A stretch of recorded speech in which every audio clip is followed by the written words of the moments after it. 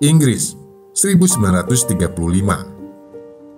Seorang perwira militer asal Britania Raya, Thomas Edward Lawrence, mengalami kecelakaan lalu lintas. Saat melintasi jalan terjal dan menukik, lantaran terlalu kencang dan pandangannya sedikit terganggu, Lawrence hampir menabrak anak-anak yang bermain di jalanan. Sontak ia membanting setir hingga motornya terpental cukup jauh. Akibat kecelakaan itu, Lawrence menderita luka serius di bagian kepala hingga membuatnya koma dan meninggal dunia.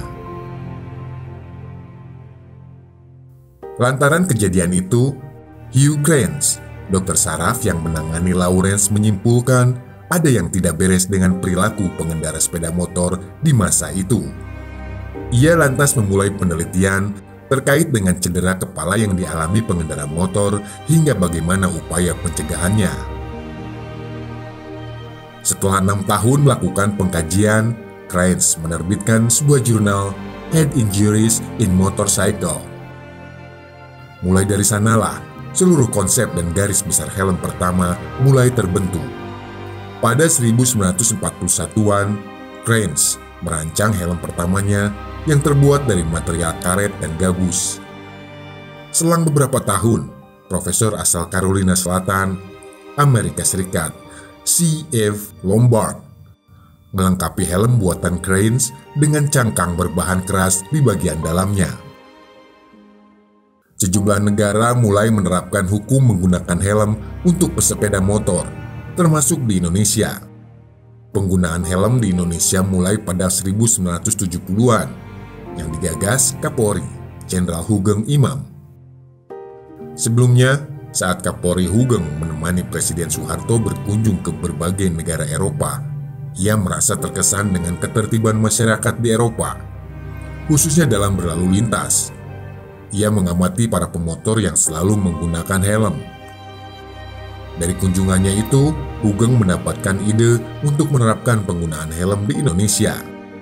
Terlebih pada masa itu, angka kecelakaan sepeda motor di Indonesia, khususnya di Jakarta, terbilang cukup tinggi. Angkanya mencapai 1.450 kecelakaan lalu lintas.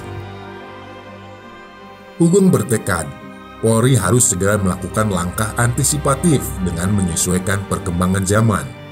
Apalagi jumlah pemotor dari tahun ke tahunnya juga kian meningkat. Ia akhirnya membuat peraturan penggunaan helm di Indonesia dalam maklumat Kapolri bertarik 7 Agustus 1971. Dalam maklumat itu ditegaskan, para pengendara sepeda motor wajib mengenakan helm. Ada sanksi bagi yang melanggar. Mereka yang tidak mematuhi aturan tersebut bakal dikurung 3 bulan atau denda Rp10.000. Namun, aturan itu tidak serta-merta diterima masyarakat.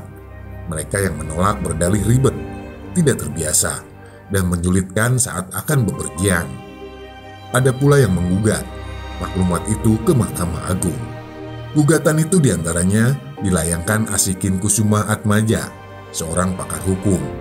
Menurutnya, polisi tidak punya wewenang untuk membuat peraturan yang bersifat seperti undang-undang. Namun, Mahkamah Agung menolak gugatan tersebut karena keselamatan masyarakat lebih utama.